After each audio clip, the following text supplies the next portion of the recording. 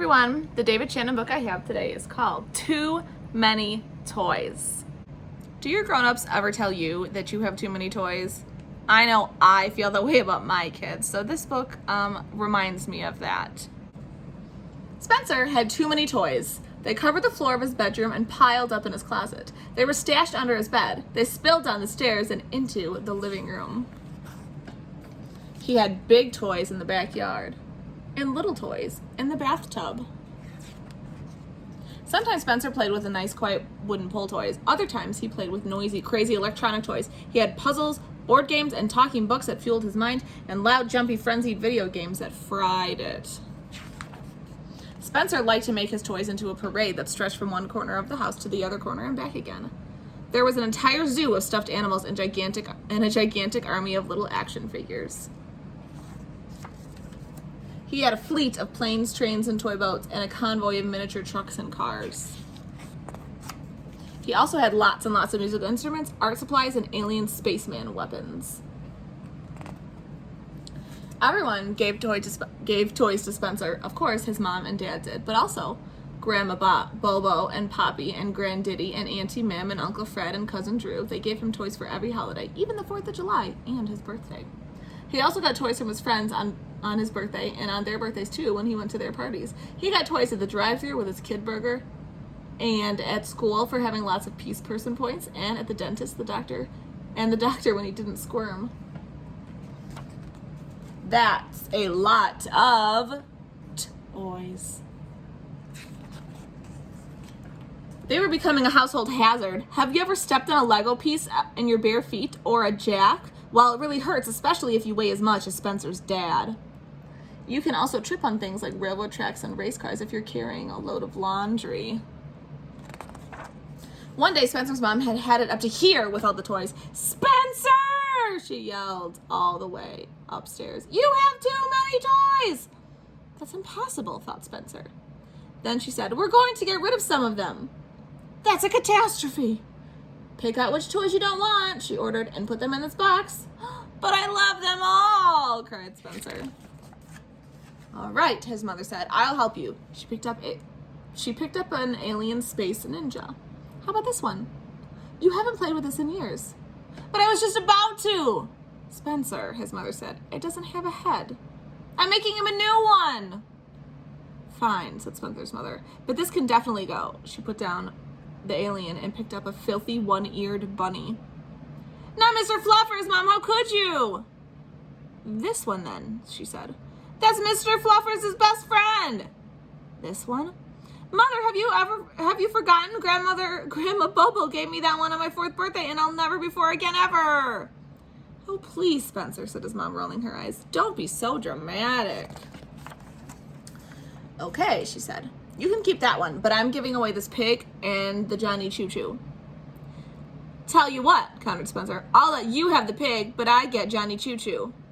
"What are you, a lawyer now?" asked Spencer's mother. "You can keep Johnny Choo Choo, but the cow goes in the box too. Deal?" "How about 2 Gitchy Goomies instead," said Spencer, "and I'll throw in a little peeper of your choice." "How about all of them go in the box or you don't watch TV for a week," said Spencer's mother. Spencer decided it was in his best interest to agree. "Deal!" "Finally, some toys in the box," sighed Spencer's mom. "I had no idea this would be so much work." She plopped down on the floor next to an egg-shaped pirate that bellowed, "Arr, avast ye, scurvy dog! Avast, our scurvy dog, you derby dog!" "Here's another one you can do without," she said. "No problem," said Spencer. His mom nearly fell over. "What? You're going to give it up just like that?" "Sure," Spencer replied. "That's Dad's." So Spencer and his mom went through every toy box and looked in every closet and under every bed until they had haggled and wrestled and argued over every toy in the entire house. Finally, they were finished, and his mom had a cup of hot tea and a short rest. Then she went upstairs to begin loading the toys into the car, but instead of a nice, neat box of toys all ready to go, she saw a big, messy pile of toys all over the floor. "Spencer!" she screamed. "What have you done? We had a deal!" "You were right, Mom," Spencer called from his bedroom. "I do have too many toys. But we can't give away this box. It's the best toy ever." Oh my goodness, Spencer. You know, I don't like the ending to this book. I don't know how you feel about it, but I'll tell you why I don't like the ending. So first, let's think of the problem in the story. What's the issue? What's the problem here? The problem is too many toys. Spencer has too many toys. So there's a problem. Let's think about a solution. Was there a solution to this problem? Did the problem get fixed? Did it get made better? The problem is too many toys. Did that get fixed?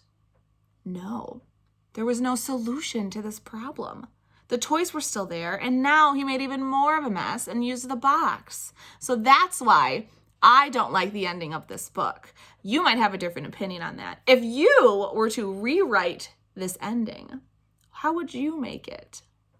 So we know the main character is Spencer. There are some other characters like the mom and the dad. The setting, where does it happen? It happens in the house. How would you describe Spencer? You could call him, well, he's a boy. He has light, like blonde hair. He is about like 7 years old, maybe. But let's think about his character, who he is, what he thinks and how he feels. I would call him messy. I would call him disorganized. I would call him nice. I think he's nice.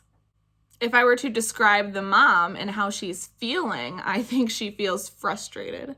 I think she feels overwhelmed. I think she feels scattered, kind of like her brain is in all different directions. I feel like that sometimes as a mom and a teacher. I wonder if you ever felt overwhelmed or frustrated. Looking at David Shannon's illustrations, we know that he doesn't really stay in the lines. He goes out of the lines. Sometimes his lines go past the drawings. He does like to zoom in on faces, get a nice up-close shot of faces and open mouths. So let me find one of that in the story. Here we've got some wide open, big mouths. I wanted to show this page too. This reminds me of David Shannon because every person here has a different expression. He's very good at showing people's emotions on their faces. Okay, last thought. Did you find Fergus? Let me go back and find him. With so many details in all of these toys throughout the pages, it was pretty hard to find him, but I did. I found him. Here he is. This page, oh my goodness, so much. But look down here at the bottom. Found him.